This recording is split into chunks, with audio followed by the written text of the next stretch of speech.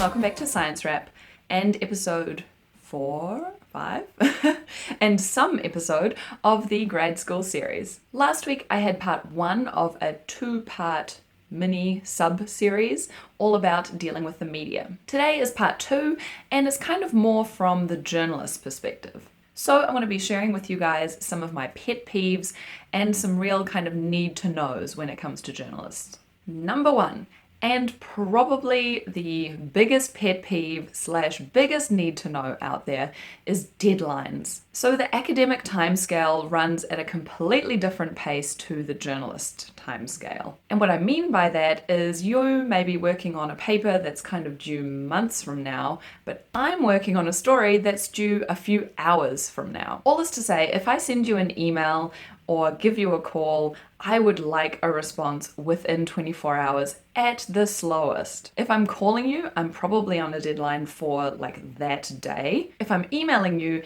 maybe I have a little bit more leeway, or maybe I'm doing some background research.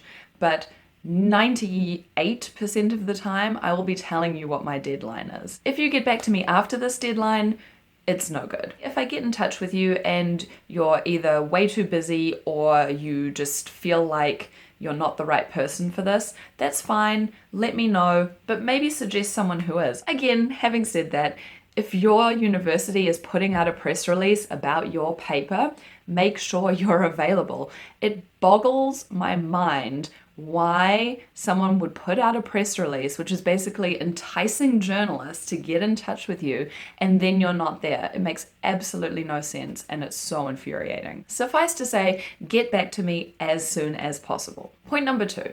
You might have just heard me mention on background. What does that mean? So on background means, for me as a freelancer, I might be researching a story that I want to do or a story I want to pitch. So most of the time, the things we discuss are not going to make it to the final article. I'm not pulling quotes directly. It's just to give me a sense of what the story can be or help clarify some particular points. Having said that, and kind of related to that, I am often in interviews and someone will be saying something and I'll be like, oh, this is really great. And then they'll say, oh, but all that is off the record. First off, unless we both agree that this conversation is off the record, there is no such thing as off the record. That's not to say I'm going to be a dick about it, but don't just go throwing around off the record when you don't like what you've said. Again, sort of related to that, a question that I get all the time, especially from academics, is, can I read the article before it's published? The short answer to this is no, you cannot.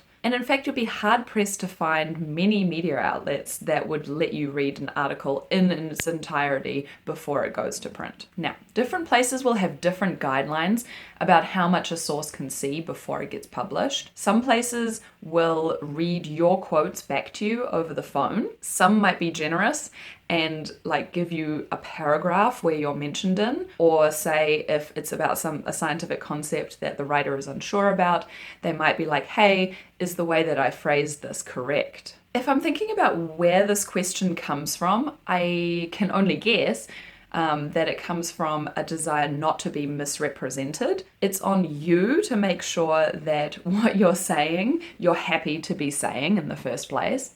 And it's up to the journalist to do their diligence and fact check what they write. In the end, the journalist doesn't want to be misrepresenting anyone and doesn't want to be getting the facts wrong. That's just going to put them and their reputation in jeopardy. I know that some places that I write for, especially those that are more like science specific or a particular area of science specific, they will have a fact checking team, or the article will go to a panel of experts. I have to say that is really rare, I think, in the general media, like daily newspaper kind of world. But you may be lucky enough to get that if it's for a science publication. Okay, let's talk a little bit about the interview itself. The reason I'm getting in touch with you is because I've already read a press release somewhere, or I've read over your paper and it sounds really interesting, or I'm getting your comment on another person's paper and you're an expert in that field. So the point I'm getting at here is I've done my research beforehand. There is absolutely no use in you reading a press release word for word or reading something out of the paper word for word. I have that material. I can paraphrase or quote that material if I want.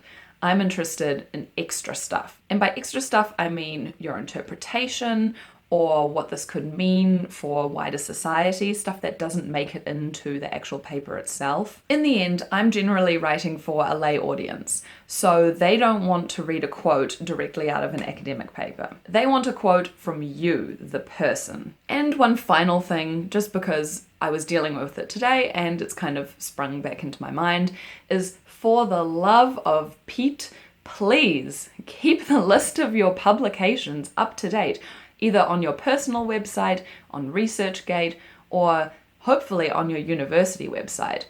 So I didn't want this to be a total downer video or to kind of be like telling people off or anything like that. I really enjoy speaking to researchers. I love learning new stuff. I love learning what people are up to. But there are definitely things people can do to make the experience a whole lot better for myself and for them, and to make sure that the final article turns out just as awesome and you feel happy with it too. So thank you guys so much for watching another episode. If you want to support me, you can buy me a coffee. The link is in the description down below, and I'll see you guys next time. Bye.